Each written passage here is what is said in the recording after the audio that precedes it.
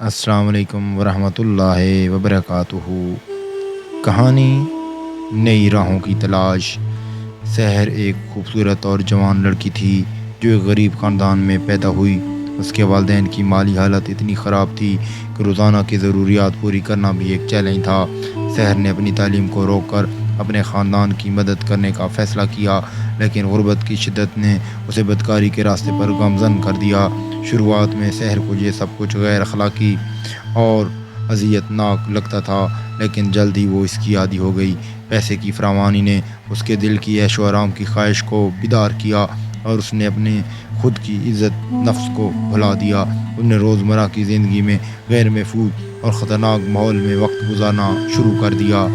ایک شام جب سحر اپنے کام میں مصروف تھی، اچانک ایک زبردست جھگڑا پھوٹ پڑا۔ گاہکوں میں سے ایک گاہک جس کا نام رشید تھا، سحر کو ناپسند تھا۔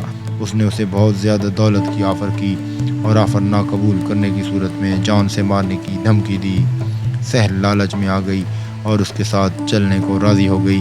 سحر نے سوچا کہ کچھ وقت رشید کے ساتھ گزارنے کے بعد اس کا شمار علاقے کی امیر ترین عورتوں میں ہوگا، لیکن سحر کو جب ہوش آیا تو وہ ہسپتال میں تھی۔ ہسپتال میں ڈاکٹروں نے اسے بتایا کہ اگر اس نے اپنے طرز زندگی میں تبدیلی نہ کی تو اس کی صحت مزید بگڑ سکتی ہے اور اس کا جسمانی اور ذہنی حالت مزید خراب ہو سکتا ہے۔ اس حادثے نے سحر کو جھنجھوڑ دیا۔ جب اس کو نوچا جا رہا تھا اور اس کی چیخیں سننے والا کوئی نہ تھا، سحر کی دھڑکن تیز ہو رہی تھی، اس کے آنسو جاری ہو گئے اور ہچکی بند گئی۔ وہ ہسپتال کے بستر پر پڑی ہوئی اپنی زندگی کی گزر چکی راہوں کا جائزہ لینے لگی۔ اسے اپنے ماضی کی یادیں، بے وقت اور توبہ کی ضرورت محسوس ہوئی۔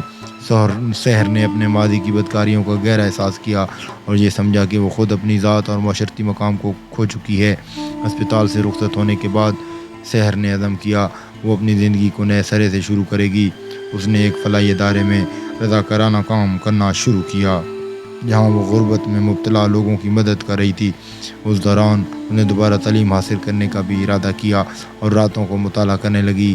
سحر کی زندگی میں یہ تبدیلی نہ صرف اس کی جسمانی صحت بلکہ اس کی روحانیت اور ذہنی سکون کو بھی بحال کرنے میں مددگار ثابت ہوئی۔